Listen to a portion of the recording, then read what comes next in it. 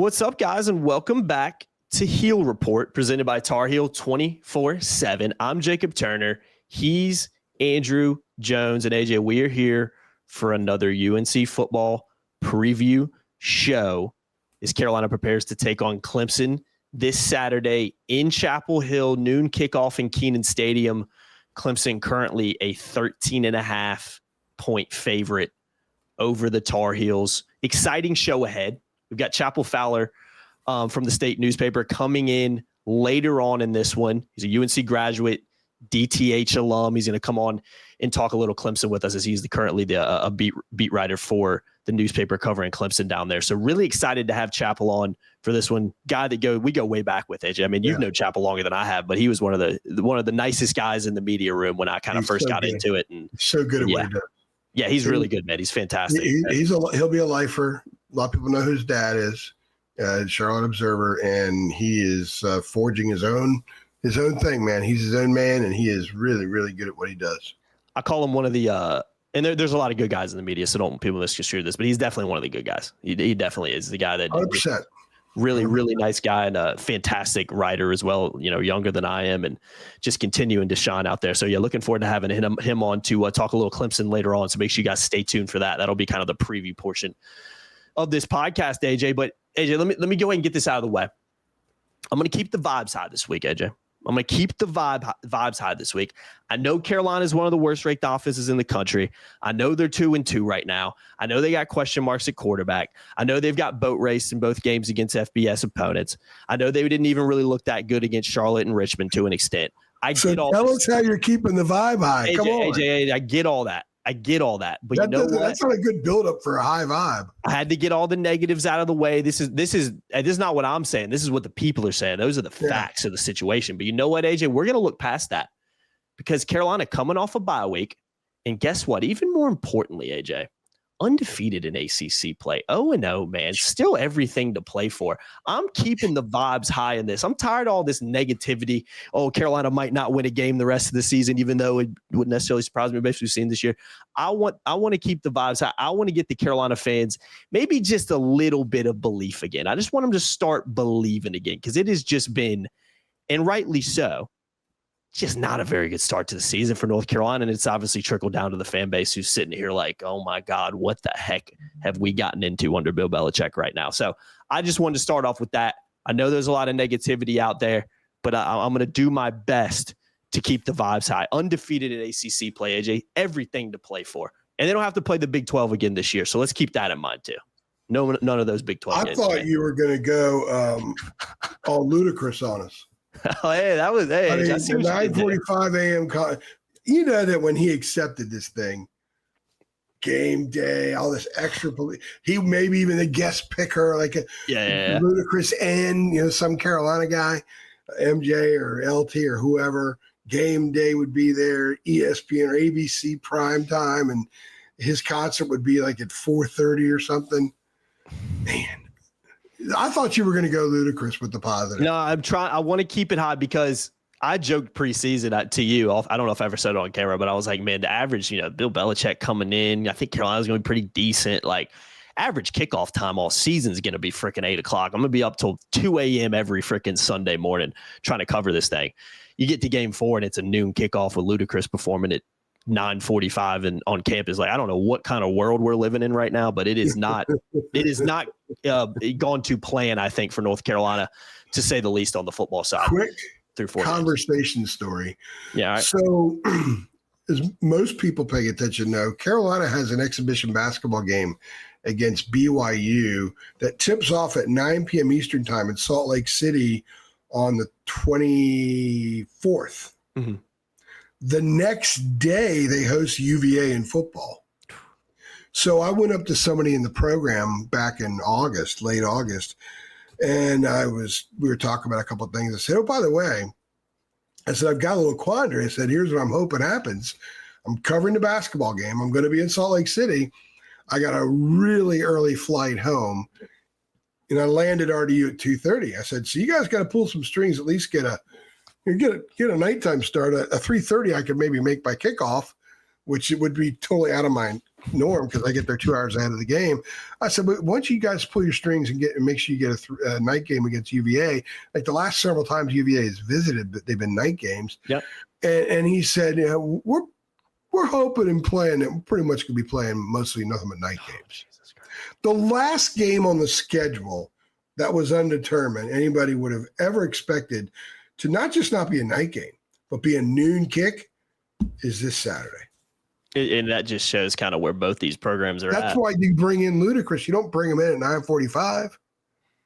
Like you I said, you don't bring anybody in for 9:45, do you? No, you don't. You just let cancel the band. that concert. You let the band play a bunch of stuff. Yeah, just cancel that concert, man. Like I said, I jumped a couple weeks with ago. kids. I didn't think he was gonna show up. I thought that concert had canceled written We all over. were joking in the press box in Orlando as that thing was going on that Ludacris was going to opt out. Yeah, opt out of that one. Portal, and he'd be playing somewhere else this weekend. Oh God, that would have been fantastic. I don't think anybody would have blamed him when you look at what time he's going to be performing and kind of the lack of maybe national attention with this game. I still think it'll get some eyeballs because it's like, it's kind of like watching so far. It's like, it's like driving down the highway and there's kind of an accident on the other side of the road. Everybody kind of slows down. Everybody's kind of attracted to, oh my God, what happened? What's going on? It's like people aren't going to be necessarily watching this game for the reasons maybe we thought preseason of like, man, this Clemson national title contender team coming in, maybe Carolina, who knows? They could be 4-0 going into that game. Instead, you got two programs that are for very different reasons and on very two different extremes, kind of for a little bit of an identity crisis right now, trying to figure out who the heck they are and what kind of teams they can be. So, yeah, there's still a lot of reason to be intrigued by this game, but not for the reasons we maybe thought before the season started. I think from a purely football standpoint, Clemson's intriguing because you got to figure they're going to get right at some point. You would think so. And this is an opportunity from a football standpoint. Okay, Belichick had an open date. He got a chance to sit back and really comb over what he's learned about his team. Mm-hmm. How does he fix it? So I think expectations should be both teams are a lot better Saturday than they've been. Okay, so I think from a purely football standpoint, that should be the expectation and would make a whole lot of sense. The other thing is you've got a 2-time national champion against a 6-time Super Bowl winner. Yeah. I haven't read all the game notes yet. I just haven't gotten into it yet. That's what Wednesday is for and Thursday and all that stuff. But I think it's the first time that many obviously with 6 Super Bowl championships, but a multinational championship coach has faced a previous Super Bowl winning head coach in a college game. Something like that. I'm gonna have to look it up. I wouldn't be surprised. So don't pummel me if I have it wrong, but I'm gonna look at those notes later on, probably today, Wednesday, Thursday, or something like that, because it'll be in our notes package as well. But I think Dabo versus Belichick's fascinating. Mm-hmm. Belichick was asked about Dabo at the press conference Tuesday and had some pretty predictable things to say, but there is respect there. And I thought that their joint interview they did with, I believe it was Reese Davis, this past summer was really good. Mm-hmm. And they both, people say the billionaires are friends with billionaires because they understand each other. These guys understand each other. They're legends. I mean, different types of legends, but they're still legends. There will be a statue built of Dabo in Clemson, South Carolina someday. And with Belichick, I mean, who knows what happens with that wacky relationship he has with that organization, but there should be one. There should be one the size of Kim Jong-un in North Korea, given what he did there. So, but I think there's some interesting storylines, but at the same time, these are two teams that have not been very good. Clemson at least has been competitive in 2 of its 3 games against P4s. These guys are 0-5 combined against P4s. Yeah. And even Clemson's one win, Troy, they were down 16-3 in the third quarter. And that's Carolina getting 59 yards in the second half against Charlotte. I know. So there's a whole lot of ugliness with both these teams.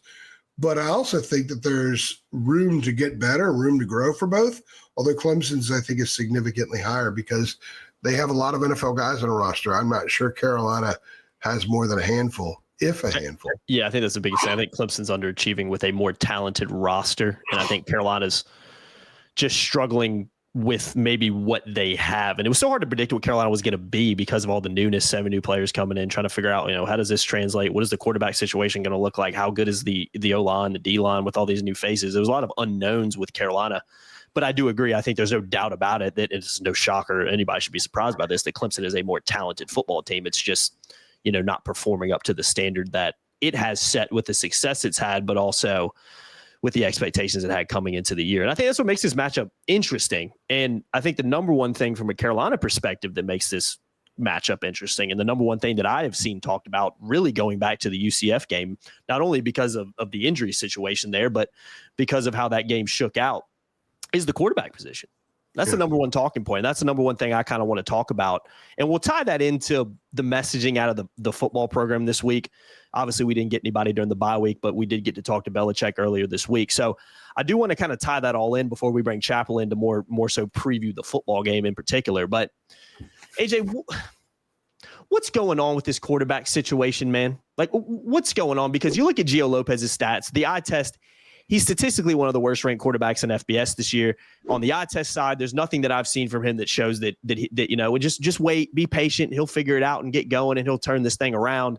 And then you've got a guy like Max Johnson in a small sample size, albeit kind of in mop-up minutes for the Tar Heels this year when both games he's played in were kind of already out of hand in a lot of ways, has looked at least more competent in it. And when he comes in, it at least looks like a Carolina offense that can threaten through the air a little bit. It's kind of been the exact opposite with Gio. So, what's going on here, man? Because I think that's the number one question mark amongst Carolina fans right now. All right, let me hit a couple things here. Number one, Max has played in 2 games that both times he only played because Gio got hurt. Yes. So I go back again to what I have maintained is that when camp started, throughout camp, the staff viewed Gio significantly higher than Max. Like it wasn't a battle. There was no close second. There wasn't even a distant second. The only 2 times he's played are when Gio's left the game with an injury, TCU and UCF. Now, he had some initial success and then had some struggles. Actually struggled a little bit early, I think, against TCU, missed like 1 for 4 or something like that. But he got him in the end zone, threw the touchdown pass to his brother. Great story. So much good stuff right there from a personal and human standpoint. But as far as football goes, Gio has been what everybody's seen, and I still think the staff has a lot of confidence in him. I believe that the patience, and we used the word in a podcast, but the patience or the non-panic that Belichick showed in August, we're going to get to that. We're going to get it all fixed. It is an interesting thing because I think that there's a long-term vision they had for Gio. That he's the better guy right now, but if we just get this working and this working and this working, we think we have something big there. I believe that they still think that that's possible, but I also think that's probably been challenged some. Mm-hmm. And not just because Max had a little bit of success when he went in, and not because they can run different stuff with Max, because you could see the defense change. Remember, Gio was on the field for that 4th and 1, he converted. And then Max came in, and it was an 18 or 19 play drive. The defense was different under Max than it was Gio because they knew that Max goes through the progression more. He's 6'5", different player. He's not going to take off and run. They're not going to roll him a whole lot. So I believe that if you look at what we've seen, if you listen to what Bill Belichick said on Tuesday about this, I think that if Gio is healthy enough to play, that he'll get the start. But I think that there is now a leash factor. I don't even think there was a leash before. He was going to play till the game ended. The 2 times Max went in had nothing to do with a leash. I think there would be a leash on Saturday. If he goes out there and struggles, and Clemson scores, and it's 7-0, and there's a pick, and they get a field goal, and it's 10-0, and you're into the second quarter, and Carolina's had 3 or 4 possessions, and it's just the same, I think a change gets made. Because at some point, you have to change, sometimes just for the sake of changing. But in this case, at least there's a guy who's been around. He's thrown 49 touchdown passes in his career. Not a lot of teams in college football can lose a starting quarterback or switch out of a starting quarterback to a backup and bring in someone with that kind of experience, someone with that kind of pedigree. He's been thinking football since he was born. His dad played 15 years in the league. So at least you have someone that you might be able to be competent with moving forward. And if the defense continues to improve, that might be enough to win some games.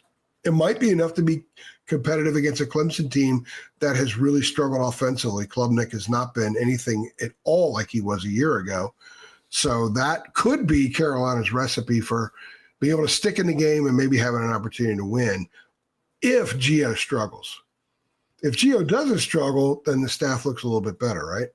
Yeah. The whole quarterback situation has been surprising to me because I thought Gio was going to be better than he's shown. And again, the stats don't lie. He's one of the worst ranked quarterbacks in FBS. He's just been bad this year. And when you look at Carolina's schedule, you look at two of the opponents, you could even argue maybe three. I know UCF was a tricky game having to go down there, but I don't think UCF is some world beater. And then you played, Charlotte and in Richmond, a Charlotte team that struggled. Got punked by Kansas State. That's what I'm saying. There were UCF's two touchdowns were 86 and 54 yards, I think. Yeah. The rest of their offense was like 210 yards. So they were manhandled at the line of scrimmage by Kansas. Kansas State had 450 or something yards. They were manhandled by Kansas State at the line of scrimmage. Yeah. A week after manhandling the Tar Heels. And that's the thing is the opponents that Carolina has played, they haven't been the toughest games in the world. And you're still looking at Gio Lopez's stats and being like, God, man, this dude is just not getting it done. And I don't know. I guess I thought this staff might be a little bit more cutthroat, especially at the quarterback position, especially like you said, when I know Max Johnson's coming off a bad injury and he's not a guy that they recruited. He was a guy that Mac Brown brought in, but he is an experienced guy. He is a guy that has done it before at a high level in the SEC, like you've mentioned. And then you have a quarterback over here who you've brought in, sure, and you paid a lot of money to come in. He is, quote unquote, your guy, but he's not getting it done on the field. I imagine this staff to be a little bit more cutthroat of like, nah, he's not the guy anymore. We got to move in a different direction. Maybe we give him another shot later on in the year, but hey, he's not getting it done. He's had the opportunities to do so. Stats don't lie. We've got to get something and kind of switch some things up. Am I surprised that even if that was the case, that Belichick would come out and tell everybody that in a press conference? No, I don't necessarily expect him to say that, but I do find it a bit interesting, and you alluded to this earlier, that like the only time, and maybe this shakes out differently if Gio doesn't get hurt in the manners he got hurt in, the only time we've seen him is when Gio's gone down with an injury. Yeah. And I think him getting hurt in the two FBS games that they've played isn't necessarily a positive light on him too. And I'm not blaming him for getting hurt, but the two bigger, powerful, talented teams that Carolina's played, he's gone down with injuries in both. That's not necessarily a positive sign either. So I don't know. I think I'm personally a little bit surprised that we're going into this Clemson game. And you look at some of the quotes Belichick said earlier this week of, to quote him, when Gio is able to practice, we'll see how much improvement he has made and can make. If he's not improving, then other players will be in there. I think he was speaking performance. Yeah. Because he had already addressed the health earlier. He was speaking performance. He also noted that he has improved, but maybe they realized that improving on a scale of 1 to 10, improving at the level 4 still isn't good enough. Maybe they're looking for level 7. I wonder what do they think he's improved in? Because I don't necessarily haven't seen any improvement. I've asked. I asked in Orlando. To paraphrase, I asked, what are you seeing in Gio's growth that gives you the confidence he can move the ball that nobody else is seeing and we're not seeing? Yeah, because I don't see it. And he said, well, we scored points the last 2 weeks, which I thought was a bad answer because 20 points against Charlotte ain't nothing to brag about. No. 59 yards in the second half. And even Richmond had 312 yards of offense against Richmond. They were handed 7 points by the defense and 3 great in field position of 36, 35, and 26. They got 17 points. That's 24 points right there. So in a normal football structure, they had 17 points. They have moved the ball 40 yards or more than 40 yards on 8 of 38 possessions. 2 of those are Max. 2 of them are Damon June runs. Mm-hmm. 4 have been engineered drives with Gio at quarterback. So when he's asked, he doesn't really get into any specifics. He's been given an opportunity. I found that to be disappointing on Tuesday. I'm not alone. A lot of others in the media thought that was disappointing because you're handed an opportunity to say, okay, A, B, and C. Here's what Gio's doing better. and we have confidence that D, E, and F are coming. But he didn't do it. And I don't think it's a slight to Gio. It's just the way that Belichick operates. So this is when a coach doesn't really control a narrative by saying, hey, Gio's better at his footwork with this. He's much better at throwing across his body because he's completed more stuff over the middle of late. Nothing like that at all for people to chew on. So they're left with responses like that. They're left to sort of come up with their own. And then question, okay, what is it? Because he didn't say what it is. Mm-hmm. And I think that it would be very helpful to Gio, it'd be helpful to Bill himself and helpful to everybody else just to give us some actual specifics. Just like I asked him, he said that they made progress in the open date last week. I asked him for specifics, and he answered the question. It was a long answer, but he hit on all the different position groups about fundamentals. But I'd like to know specifics because you're not hiding anything from it. Dabo knows. Dabo and his staff know everything the Carolina team does really well, everything they do okay, and everything that they do terribly. So him coming out and saying, look, we really think we got better at this or that. I would like to hear it. Not every coach is going to give it to you. And I would think most fans want to hear it. But I think right now, when you played the way they have, you sort of need to give people a little something to chew on. And had an opportunity to do it, didn't do it. So he didn't care in the NFL. I get it. We've gotten curmudgeon Bill. We got him in Orlando. That's fine. He is entitled to handle press conferences any way he wants. And I'm fine with it. But at the same time, I do think that he speaks to the fans through us, and it would be wise to maybe offer up some positives. Also for a college quarterback who's getting beaten up pretty hard. And when if he takes the field first Saturday, I hope not, but I will not be surprised if there's some boos. Oh, I think there will be, especially that if Carolina goes out there and has a bad first drive, goes 3 and out, there is no doubt that there will be some boos or some jeers, because I think fans are at a point that they want to see a change, and rightly so, because again, there are no stats or an eye test that I can point to and say, be patient. There's some things there. It's like, no, he is statistically one of the worst quarterbacks. And I'm not trying to pick on Gio Lopez. Not what I'm trying to do here. That's why seems like a very nice guy. Question, Jacob. Yeah, he seems like a very nice guy. I think he means well. I think there is some talent there. But what we've seen so far this year is he should not be starting at quarterback from North Carolina. That's my opinion. I think that's a lot of fans' opinion. That's not something that was dreamt up before the season started. I think a lot of people had some pretty high hopes, at least, for what Gio could do because of what he was able to do at South Alabama. And, the greatest NFL coach of all time went out and kind of handpicked you to come in the program. So I think there was a little bit of faith of Belichick probably knows what he's talking about there. But through 4 games, I can't sit here and give you a reason why Gio Lopez should get the start over Max Johnson on Saturday. And I think that is the problem. And I don't care, and that's the last thing I'll say before I kick it back to you, but I just want to get this in too.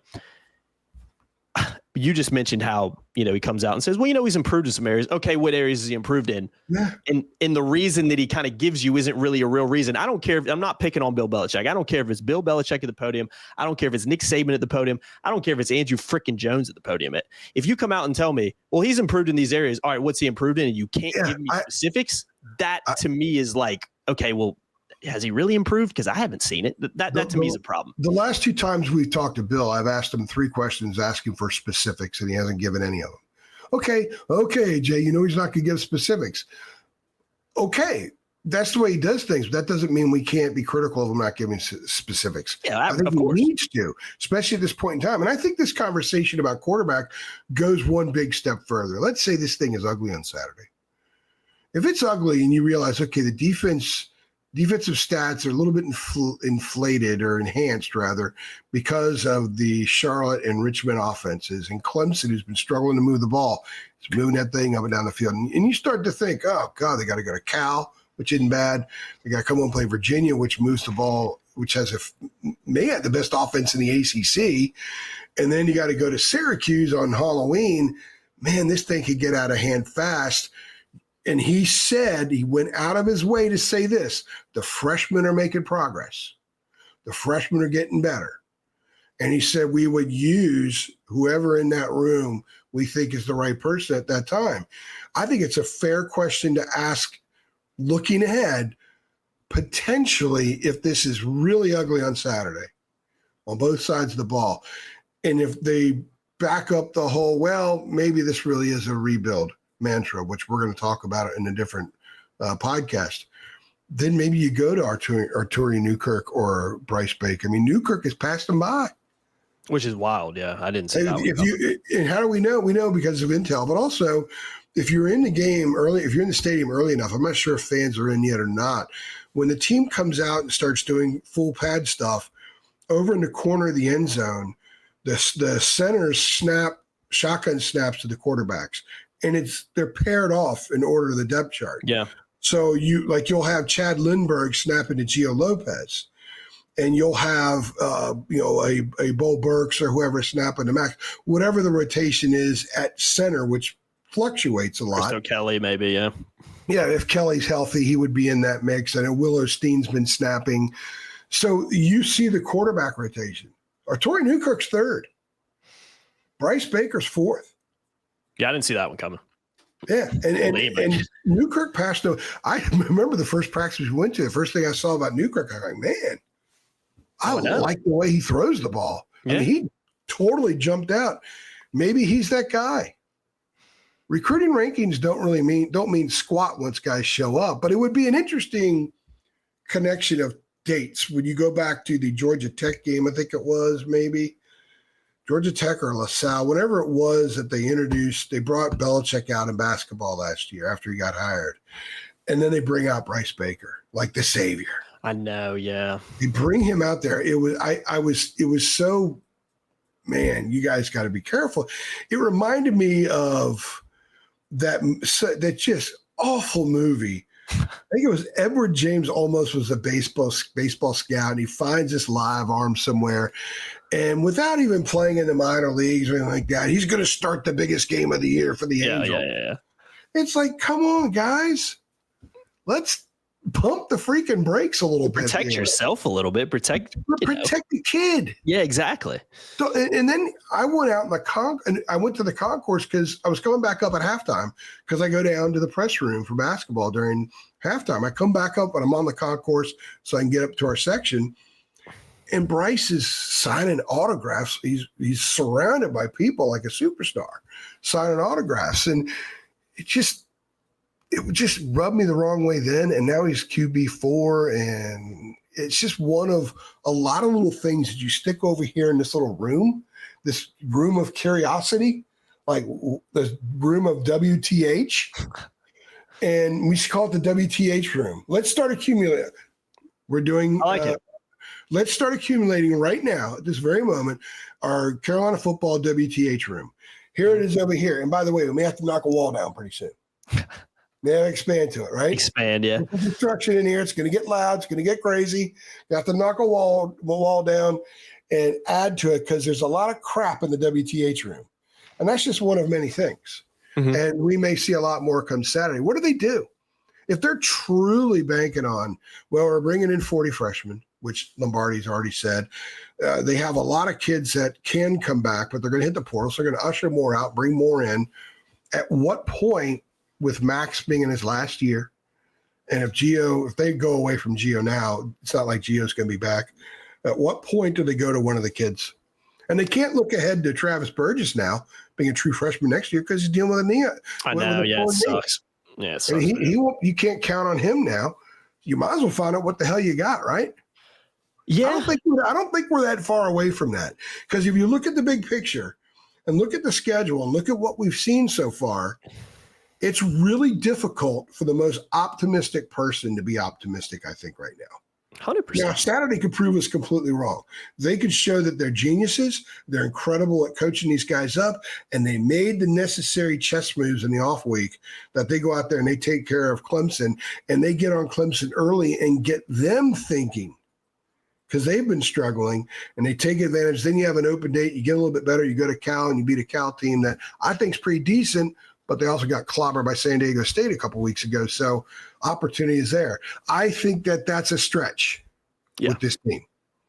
Oh, I think it's the former, not the latter. So at what point is this conversation not about Max and Gio? Is it about Autori and Bryce?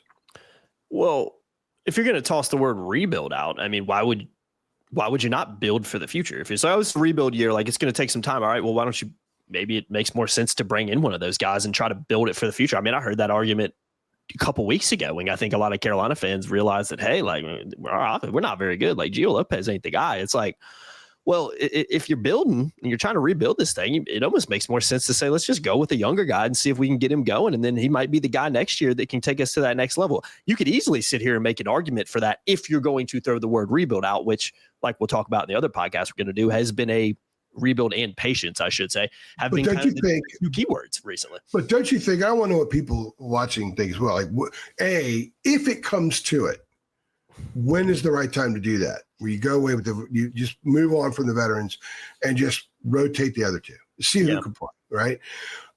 Because if you don't play either one of them and the guys in front of them are struggling, they're not both going to stick around. You brought in two freshmen at the same time. They're not both going to stick around. You might want to figure out which one you want to keep and which one you want to pay to keep and which one you want to let go. If you don't play them at all and you let the wrong one go and you keep the wrong one, let's say they let one guy go and he goes somewhere else, he becomes really good. The guy that you decide to keep struggles and you're in a worse situation next year because you don't have Max. You're going to have to get a quarterback in the portal, somebody of some kind of experience that could be serve in some capacity next year. I think you're better off finding out what you have at some point. But when is that point? They're 2-2. So right now, it does sound at times like so often we talk about this being a 2-6 football team. And they're 2-2, and they haven't played an ACC game yet. Theoretically, all of their goals are still in front of them. And I know that message is being pitched in the Keenan Football Center, and it should be, right? But based on what our eyes tell us, it feels like and looks like 2-6, right? Mm-hmm. Kind of does. Saturday, that's why Saturday's so big. Yeah. I mean, if they get boat raced, which is a term you like using, you're the boat race guy. The great Noah Weisskopf is the mollywop guy. Yeah, that's a great word too. So they could have a boat race mollywopping. How about that? I don't think anybody would be surprised. Those are serious conversations that need to be had going into another open date. Yeah, you're absolutely right. I think that we're close to that because the eye test does not lie. Mm-hmm. And the eye test that every person that's watching and listening to this right now has seen probably is right there with what we've seen. Yes.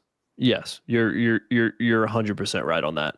It's such a fascinating conversation. I'm intrigued by Saturday just because I'm intrigued to see who ends up playing the majority of the snaps at quarterback or even maybe ends up getting the start. My gut feeling is it's Max, but I'm basing that solely on my gut and based on the fact that I think it makes more sense to give him the nod than it would, especially if Gio is kind of banged up and like Belichick said, wasn't able to practice last week. It makes a heck of a lot of sense to roll with someone like Max and kind of let's see if we can get this train on the right track again, then kind of persisting with the Gio who might not even be 100% healthy based on what the program's saying. So I'm going to change course on you. I'm interested obviously in that. We're going to write about that. We're going to talk about it. I mean, it's low hanging fruit, but it's the biggest fruit. It's the most important fruit. Very important. Yeah. But I'm very interested to see what the defense is. Mm-hmm. Does Cade Klubnik get well against Carolina's defense?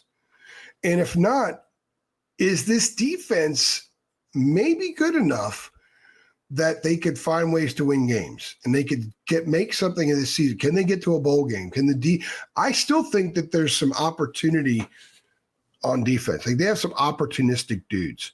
I think that they have a few playmakers on defense. Now, having 4 playmakers on defense and then the other 7, you're like, I'm not too sure about.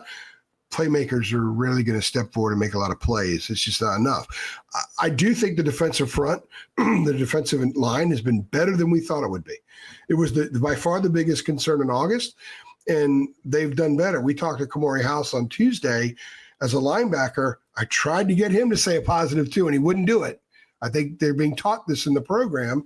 Not exactly rocket science to figure that out. I said, what are they doing up front by taking on blockers and allowing you to make your fits? He wouldn't really even go there with that, but it's obvious that's the case. they've been better. They were gashed against TCU several times with big runs. They've given up one run more than 14 yards since TCU. That's pretty good for a defense that wrote the book on how to give up catastrophics, to steal a Gene Chizik term, the last decade. So they have made some improvement there. Mm-hmm. What's needed now, and they've been pretty good against the run collectively, now they need to be able to put some pressure on the quarterback. Yes. They need to be able to get some sacks. They're near the bottom of the nation in sacks and TFLs. They need to start affecting field position and forcing third and longs. They're great in the red zone. Statistically, they're horrible on third down because a lot of the third downs are third and fours. They need to start forcing third and eights. Mm-hmm. So that's the next step of their growth. Do they show that growth on defense? If they do, that will affect the decision they make at quarterback too, because they don't need – if they can find someone that can get them points every once in a while, that might be enough, because some of the teams they're playing have at times struggled on offense. Cal at times has struggled on offense. Syracuse has struggled on offense at times. You go into November, Stanford and Wake both have been horrible offensively at times. Duke against good teams has hurt itself. NC State just suffered a pitiful loss the other night. Who knows what their situation is going to be? So the season is still very salvageable if the defense makes this kind of progress and shows itself to be better or as good. They're 59th in total defense right now. Mm-hmm. If they could be 45th by Thanksgiving and they could be competent and fairly mistake-free at quarterback, they have a chance to salvage the season and get to a bowl game. But that's a lot of big ifs right there. And that's also figuring out who their quarterback's going to be. They're not going to do that if they're bouncing around one quarterback to another if they haven't figured out, or if Gio's still going through the same struggles. And I don't think if he is going through the same struggles, he'll be taking snaps in November anyway. No, I don't think so either. Yeah, I think a lot of the defenses, what they end up being the rest of the season, relies, like you've kind of alluded to there, on what the offense ends up being, because this is a team that's going to continue as an offense to be able to get nothing going, score little points, not very long time of possessions, kind of be dominant in that respect, which leads to a defense that's going to have to be there out there a lot longer than it should. I think over time that wears the defense down, and I think over time you're going to see those numbers start to drop, especially when Carolina dives a little bit into ACC play, because let's not forget, we'll give them a pass on the first game. We shouldn't really, but we'll give them a pass because the TCU, I think, is not only a pretty good football team, but it was the first game under a new regime, 7 new players. I've said it 1,000 times. I don't need to repeat it again. I'll give you a pass on that. But when I look at the other sample sizes, Richmond, again, played well against Richmond. I'll give them credit for that. But the Charlotte game looked good in that game. The offense didn't give them much help, but it is Charlotte's offense that has struggled mightily over there. And the UCF game in particular, where Carolina gives up just a ton of points to a UCF team, albeit with an offense that gave Carolina essentially nothing that day. I think the defense has been better than maybe I expected or was curious about, just because of the amount of bad defenses I've seen in Chapel Hill over the last 20 years. But I really still think I'm still not sold on the D-line, because when I look at 4 sacks and who they played, that's not enough for me. And one of the things, I agree. But one of the things the bye week provides, though, AJ, is it allows you to watch a lot more college football. It allows you to watch some good college football teams out there. And the number one thing that I always go to, because I have not seen it enough in North Carolina for years now, is I go watch a competent, pretty good defense, and they get pressure on the quarterback a heck of a lot more than I've seen North Carolina do this year. So I think a lot of it, to answer your question, I'm not personally sold on the defense quite yet, but I think a lot of their success, the potential growth to what they could become, unfortunately relies a lot on the offense, that is a Carolina offense that has just been bad this year. Let me comment on the defensive line and all that stuff too. They had to you have to crawl before you walk before you run. Mm-hmm. And with so much newness and not much of it, CJ Mims was by far the most experienced defensive lineman that they brought in. They only had one back it was on the program a year ago who had been on the field, and that was Leroy Jackson. The other one moved over to the offensive line in August, Peter Brzezinski. So it doesn't matter how much pressure you get on the court. We were talking the other day about how you can get an 8-yard sack on one play and then give up a 3rd and 15 or whatever it is, and the sack's nullified. They needed this group to learn how to take on blockers and eat blockers. And we've seen DeAndre Robinson eat multiple blockers. So we've seen Xavier Lewis, true freshman, when he's gone, and we've seen him eat multiple blockers in pass rushing situations. So they've shown that they can do that. And that was the question number one. That was the crawling. Okay, the walking is, do they allow the linebackers and safeties? They allow people to make their fits. We've seen that some. We've seen improvement against the run. There's no doubt about it. We've seen improvement against the run. Now, the third thing is, okay, do those two things while also getting some conventional pressure. Sometimes you do those things well, and to get conventional pressure, you sell out some of that, either because of personnel or whatever the case may be. They have to get their run D interior line, so to speak, to the point where it can generate some conventional pass rush without a blitz. I think that if this team can get a little push without having to tinker around too much defensively, allow those corners to be the corners, and they got pretty good safeties, allow Gibson and Hardy and those guys to be good safeties, then I think they have a chance to, if they can get a little bit of offense, to win some games. But we're still so far away from seeing that, and to a point where it's believable, because they've really only played two good offenses, and I'm not even sure UCF is a good offense. I'm not yet convinced on them yet. We need a much bigger sample size against Power 4 teams, and the diversity of the next four opponents and how they try to beat you offensively, and the fact that they've all had explosive games tells me that this is going to be a significant challenge, and we're going to know a whole lot about what this personnel can do defensively and how the staff can scheme with them. How much progress did they make in the open day with getting a conventional pass rush? How much emphasis was put on that? We don't know. They didn't tell us, right? So we'll see that. But as far as it being enough to win some games, they're going to have to get some kind of stability on offense. And honestly, Jacob, if the defense gets thrashed on Saturday, we're not talking about progress. No.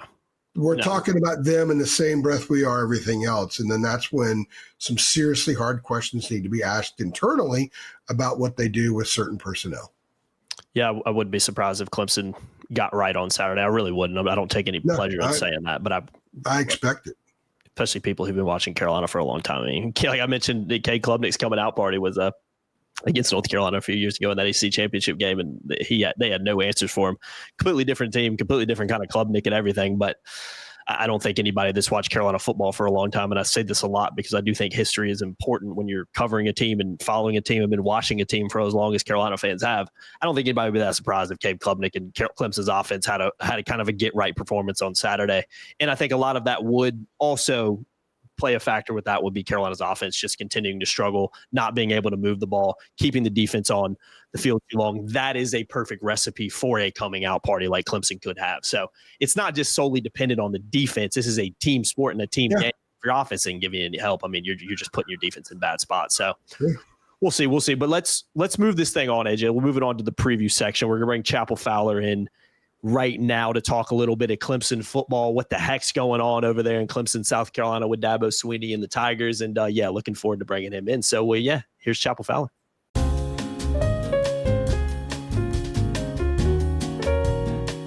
All right, guys, we're excited to welcome in Chapel Fowler, Clemson beat writer for the State newspaper, and also a North Carolina alum, former DTH reporter as well, a guy that I've known for a while. I know that AJ's known for a while. Heck, we used to be colleagues not too long ago before Chapel graduated and got the job down in South Carolina. But Chapel, excited to have you on, man. Before we dive into Clemson and preview this game a little bit, first and foremost, how you doing, man? Appreciate you joining the show.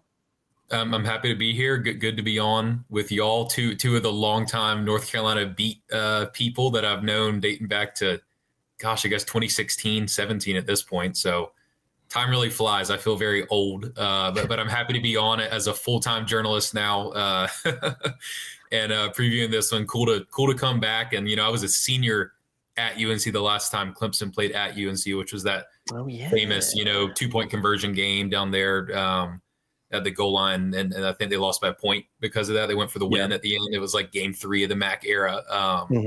So different circumstances this time, but happy to be on with y'all and preview this one. And that's the only time Clemson's been to Chapel Hill since 2010.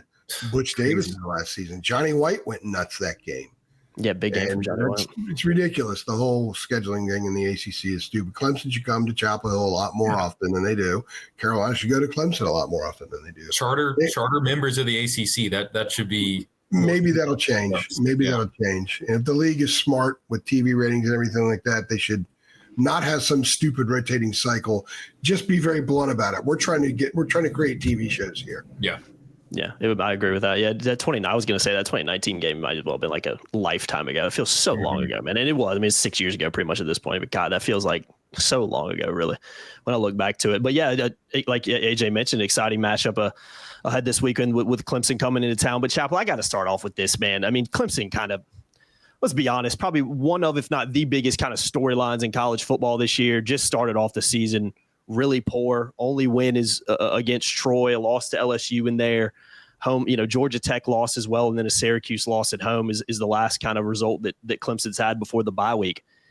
I mean, there's a lot of different directions I could go with this question. I'm just going to come out and ask you, AJ Chappell, what the heck is going on down in Clemson, man? It's just things have not gone to plan with the expectations before this season, at least so far.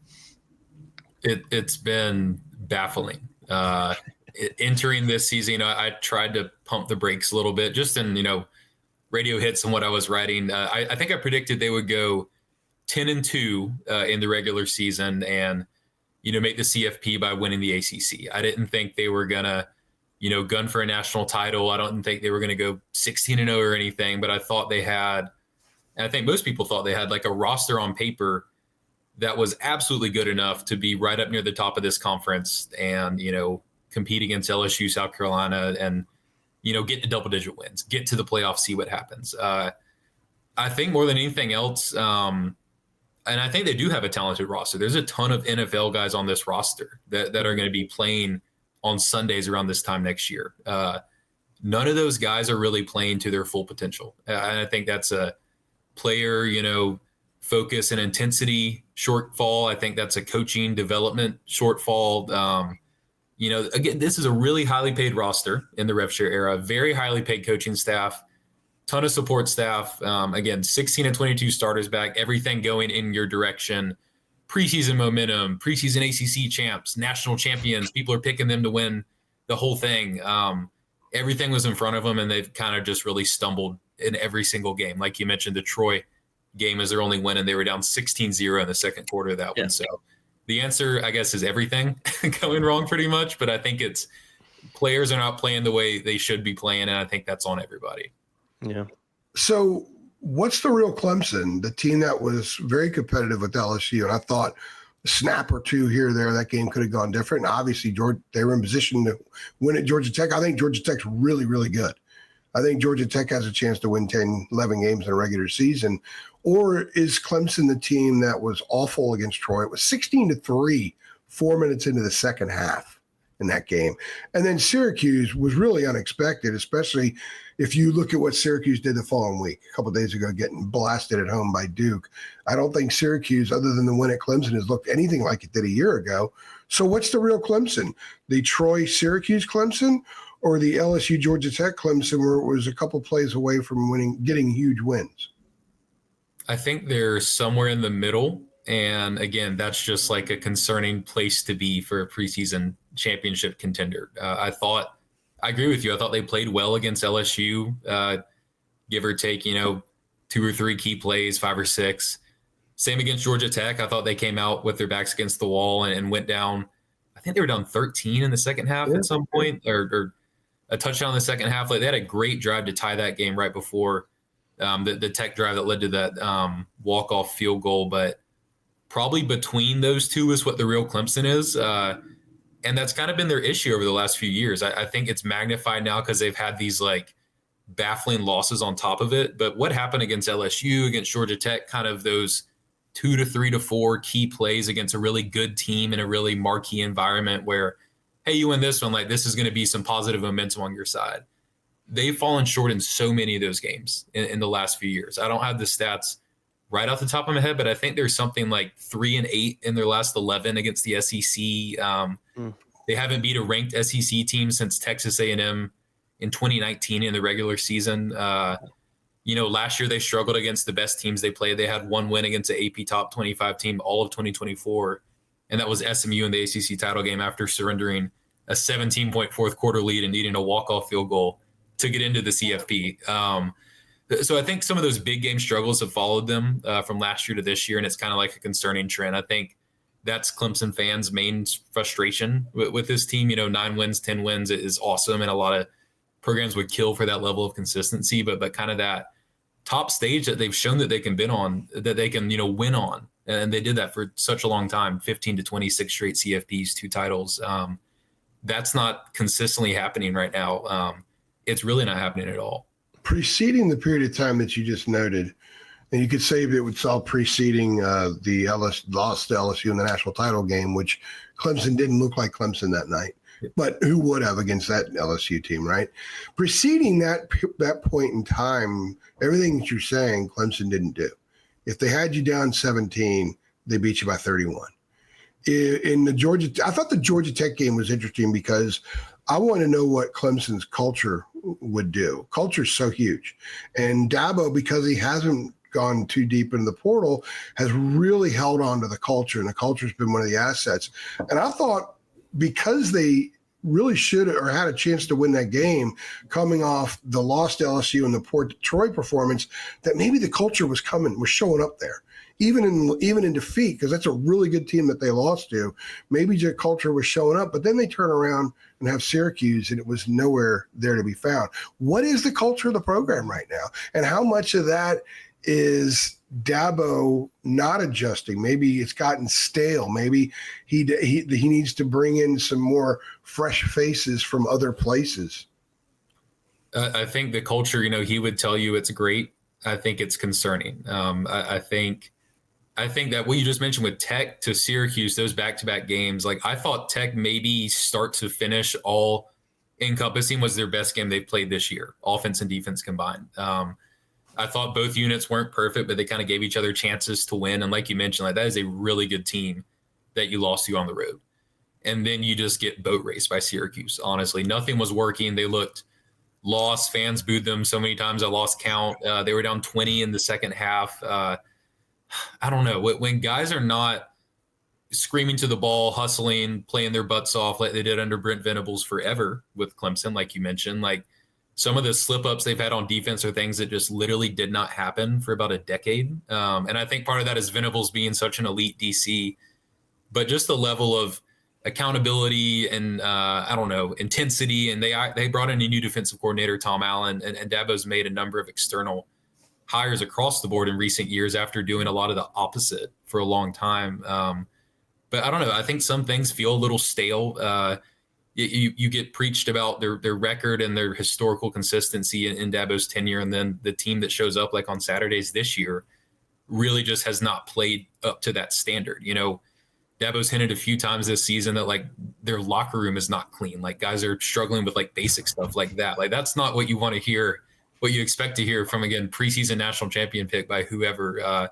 So I don't know. I think there's some level of reset that you can do mid-season.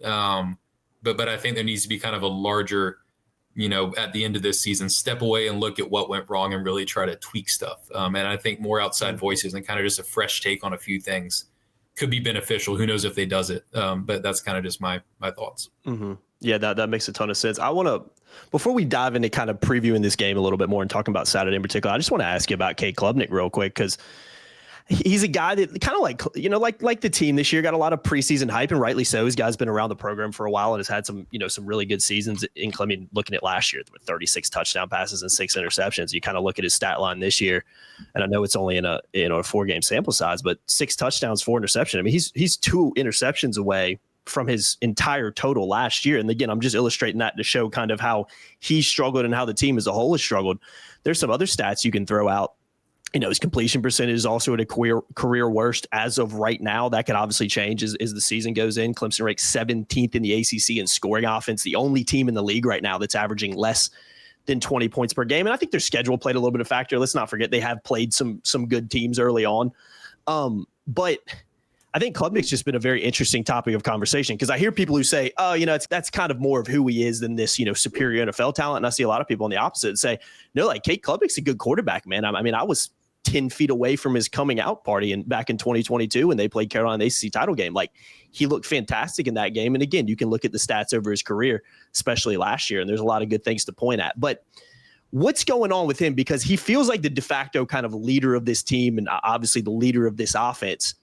But there's no doubt about it that he is, just like the team as a whole, underperforming and struggling this year. So what do you make of his first 4 games and kind of how he's performed? Because it just feels like something kind of like Clemson as a whole is just off with him too.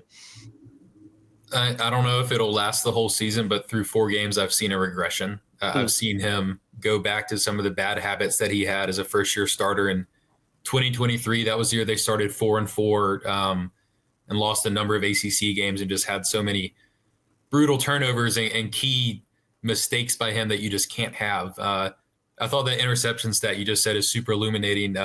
He's lost a fumble also. So that, that's 5 turnovers in 4 games for him, an interception in each game. And, he lost a couple fumbles last year. I forget how many, but 6 interceptions. He might have had something like, 9 or 10 total turnovers all season. And, he's at 5 through 4 games already. And a lot of those have been, returned for a lot of yardage. Remember, Tech picked them off right near the goal line in that game and ran it back 60 yards. And just the sort of plays that not only, kill an offensive drive, but kind of set up the other team in perfect field position also. I don't know. He's vacating the pocket too early. He's missing layup throws. He's missing open receivers. This was something the first year I covered Clemson, DJ Uiagalelei, like he would be dropping back and a play would develop, it would be there, and he just wouldn't hit a guy. You could kind of hear the crowd frustrated, moaning like, oh, it's right there, like kind of trying to kind of coax him to this receiver. That really didn't happen with Cade last year. I thought he took a ton of steps forward. But, same offensive coordinator, basically the same offensive line, a lot of really good wide receivers, both like probably the most receiver talent Clemson has had in a room in years. And the quarterback's just not getting it done. He's missing guys. Dabo's been pretty hard on him publicly, and I'm sure even tougher privately. So, yeah, I don't know. I wouldn't be surprised if we saw the backup quarterback, Christopher Vizina, at some point against UNC. I think they want to mix him in for a few series in these next few games to just see what that's like. I still think Cade gives him the best chance to win, but he's definitely taken a step back so far from last year, which is, again, I keep coming back to the word concerning. All this stuff going in your direction, and here's what you've put on paper. It's the exact opposite. Is playing the backup some, especially when the game is not out of hand, when it's not decided, is that a way of applying pressure to Cade? Cade's a pro. He's been around. He's well compensated. These guys have to view themselves as pros, and I would think that that's a tactic a coach would use with a guy he thinks that can handle it. And I would think that based on what I know about Cade from a very far distance, it might be the kind of thing that he needs. Yeah, I think he is a pro. I think he could handle something like that. And I mentioned Dabo has been calling him out in ways that I really have not seen him like directly call out a quarterback in a while, at least since I've been on the beat, like down to saying, here's a specific play where this receiver, Tyler Brown, was open and Cade just missed him. I have no idea what happened. Like, I think he's pushing him because he knows that Cade is a leader, is a senior, can take that type of stuff. But I think that's pressure on him. I think, honestly, I think it's a good idea. Put Vizina in there and just see what a drive looks like. Vizina is also the guy they might use as their starter in 2026. I think how he plays this year and whatever capacity he gets is kind of going to determine, do they go to the portal? Do they stick with him? That type of stuff. So it has some long-term ramifications that they want to see him get into games and play. That was supposed to happen against Troy, but obviously other things happen. But yeah, Vizina played 1 snap against Troy, just in kind of a weird like quarterback power run. It wasn't really a true, he's going to get a series, but I think he does deserve a few series here in these next few games, especially if Cade kind of keeps up the inconsistency. And Dabo, and kind of his public comments to us, has not really shot down that idea. He's said Cade's our starting quarterback right now, kind of putting a time on it. So wow. I think, again, and it's the same thing that Cade kind of did this for DJU in 2022. So it's kind of unfortunately coming full circle for him. Again, I think he's the right guy to finish this season, but they need to get the backup a little bit of time. I think they will. Well, to help Jacob segue this thing, he might get that opportunity Saturday.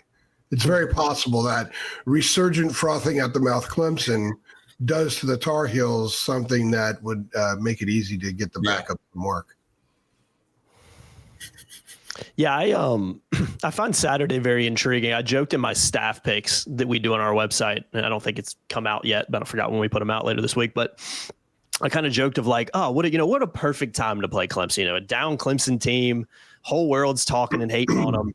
Oh, and yeah, they got a bye week too. Like, what a fantastic time to bring Clemson. And again, I was kind of be tongue in cheek when I was saying, I don't know if it'll come off like that. We'll see. But man, I look at it as this kind of perfect storm of like the whole world's just been berating Clemson. Yep. Dabo's been defending his team. His press conferences are absolutely electric after they lose. I mean, I tune into them, and I'm not even I'm not a Clemson fan, but I have to tune into them because I think they're, the entertainment value there is absolutely fantastic. And then you look at this North Carolina team who's just looked horrific against the Power 4 teams they played. TCU, I think, is a good football team, and then UCF, they went down there and just got boat raced in a lot of ways. And I personally, and I think a lot of people don't think UCF is that good of a football team. And I think that's how it'll prove to shake out this year. So you look at where Carolina's at right now, who, we're looking at who kind of gets the nod at quarterback. Belichick not really, giving us much on that earlier this week. There's a lot of question marks about what this Carolina team is, but from the outside looking in, focusing on Clemson, I want to see if you agree with this and maybe what the vibe's been like down in Clemson this week in the football program. But it just feels like this perfect spot for them where they can come in and play against an offense, especially a Carolina football team that has not looked very good this year. They had a bye week to prepare for it. And they should have a little bit of, you would think, if this Clemson team is to turn things around, whatever that looks like this year, a little bit of fire with how the world's kind of been talking to them to play with a point to prove on Saturday. My mind goes two ways with it. Maybe Clemson's not very good and Carolina can put something together and maybe beat them. Or I look at it and say, we know Carolina's not been very good this year. And it feels like this Clemson team is better than what it's shown. So it could be kind of a perfect recipe for Clemson to come in and put maybe, I don't want to say a statement performance, but a statement performance of, hey, we can get this thing back on the right track. So, Chappell, what is I don't know what kind of availability you've had this week. I know Dabo's had his radio show. Correct me if I'm wrong on that, but what's kind of the vibe or the messaging been this week in particular, even going back last week when they were off? Like, what's the vibe coming out of Clemson right now? Is it kind of like, hey, we're going to turn this ship around, or is it, maybe a little bit like, hey, we're trying to figure this thing out? I'm curious to know what the messaging's been like from the program. Yeah, so Dabo had his regular Tuesday presser yesterday. We talked to a few players as well. I think Dabo's message, and this is kind of always his message, is one game at a time. Like, that's kind of what every coach says. Yeah, Coach P, yeah. But the idea of really needing momentum and being able to get a little bit of momentum, which this team hasn't had. He's talked about how, he's seen guys be tangibly impacted by the preseason expectations and all that love, followed by such a bad start to the season and the negativity. And he feels like guys are pressing at times. We've heard from players that feel confident. Clemson's starting center Ryan Linthicum said yesterday that he truly believes that Clemson can finish the year 9-3. They're just kind of putting that out there, like without really being asked, do you think you can go 9-3? He just kind of said that. So the belief is there. But again, we've heard that every week. I think this is like Clemson needs a get right game. If you want to call this a get right game, this is a excellent opportunity for a get right game, and they need it very badly if they want to get this season going in any sort of positive direction and not be at a point where they're like fighting for bowl eligibility, which is crazy to think about with this team. Yeah. But they're right on the verge of being like, okay, we have how many games left to get how many more wins. This is the type of game that if you go in and establish yourself early, punch them in the mouth, get a few big plays, walk out, winning, 35-14 or something, like they can really ride that. They could ride that to a special season. I think obviously UNC is a decent opponent to get that done against. But at the same time, Clemson has been this team that's been so close on paper. So when does that actually turn to getting it done? Good opportunity on Saturday, but I'm sure UNC's players are going to be juiced up, and I don't know. They've had a bye week too, so we'll see how they come out of it. Yeah. What does a get right game Saturday for Clemson look like? I think a clean game from Cade Klubnik, and just a consistent game from the defense. Their points per game allowed isn't terrible, but their total yardage, they're kind of in bend don't break. If you look at total, opposing scrimmage plays of 10 plus yards and 20 plus yards, Clemson hasn't allowed a lot of 20 plus yard plays. They haven't gotten like gash for huge gains all the time, but the number of like 10 to 20-yard passes, especially that they've allowed, I think it's like 37 of those through 4 games, just kind of getting like minorly dinked and dunked all over the field. So I think a clean game from Cade, a few explosive plays, defense tightening up, and honestly, their kicker, Nolan Hooser, has not been good this year either. So maybe a long field goal from him. This guy missed 1 field goal all of last year when his field goals didn't get blocked, which happened like 7 times. But he's missed 2 field goals already this year. So just across the board, like they need confidence. They need a little something to hang their hat on. I don't know if it happens, but that's kind of the opportunity ahead of them and what they really need, again, to kind of turn this thing around in any capacity. Any expressed concerns by Dabo about Carolina? I mean, he's usually pretty good at talking up the opponent. Yeah, I mean, he's always so positive with every opponent. He's described them as like, I think he said, kept coming back to the phrase, just like big and physical, like just large offensive and defensive lines. He talked about the freshman running back June a good bit and some of their slot receivers and the explosiveness there. I know that they've done, like, just because they had the off week, like Jacob mentioned, they've done a little bit of extra prep on just the idea of both quarterbacks and not knowing exactly which one's going to play. And obviously one's a lefty, one's a righty, one's more of a scrambler, one's more pocket, that type of stuff. So, he's going to talk up every opponent. You would think that any team Clemson plays is the best in the world. I think they're very intentional about not giving any midweek bulletin board material. But I don't know. I'd imagine there's some level of internal confidence. I think the talent discrepancy between these teams is pretty drastic. But then again, you could say the same thing about Troy or Syracuse. And look how those went. So that's why I asked, because I know how he is with stuff like that. And if he didn't say much, then that would be a statement in and of itself. Yeah. He was kind of trending toward that. Yeah. I believe it. Much. We're gonna let you out of here in a second, Chapel, but I got to put you on the spot here. We can do our predictions here too, AJ, because we're gonna wrap the show up when we wrap this segment up. But what do you think's gonna happen on Saturday, Chapel? And what's kind of your gut feeling? We won't hold you to it because I don't think every prediction I put out is wrong, basically. So what do you think's gonna happen on Saturday? I don't think it can get that bad. I mean, I'll take Clemson to win. Let's go, like, I don't know. The Troy game was 27-16. Let's say 27-13. And then maybe it's ugly for a while and they pull away late. I think they'll win this game. I think they'll come out with some lingering questions, but at least some level of kind of response to this 1-3 start. Otherwise, it's going to get pretty crazy down here and maybe ugly. Dabo's not talked about midseason staff changes yet. He said he doesn't plan on doing that, but a bad game like this one and 1-4 staring you in the face, maybe makes you reconsider that. But I'll take UNC. I'll take Clemson, but I don't know, 27-16, something like that. I don't know if they cover the spread. Maybe it'll be close, but I'll go Clemson win, but not like a 100% inspiring get right win. Maybe like a halfway get right game. Okay. So they put the flag in the soil. It stays there for a minute and starts to tilt a little bit. Yes, absolutely. Because I look at them, I look at this as one of those flag in the soil. Okay, guys, we made landfall. Now let's be Clemson. Carolina comes up right in the schedule. As far as Carolina goes, they just have to show that they could do something offensively. And I just that's the biggest problem. The group that you have to show that against.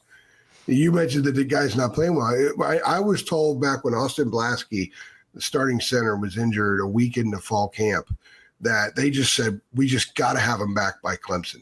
He's got to face Peter Woods, right?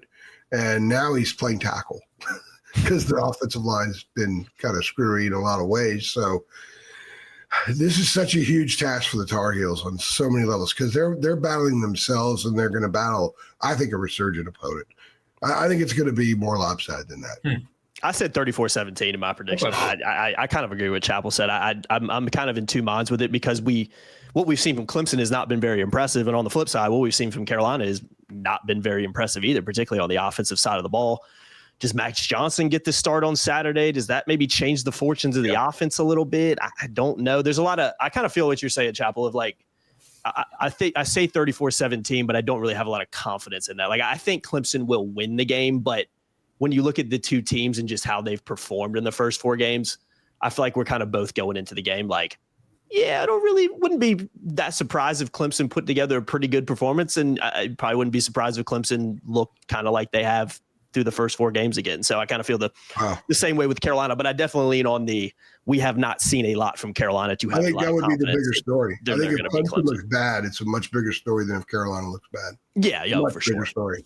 For sure. Somebody's going to get their first win against a power conference team. They're combined 0-5 in those games. So something's got to give one way or the other. How freaking grotesque is that? And remember 6 weeks ago, everyone's thinking, man, game day is going to be in Chapel Hill. Mm-hmm. Oh, God, yeah. Yeah. Now, apparently, Ludacris is going to be performing at 9:45 in the morning. 10 a.m. Ludacris, baby. What are the odds that more people go this way instead of that way when it's over, right? That way is 13.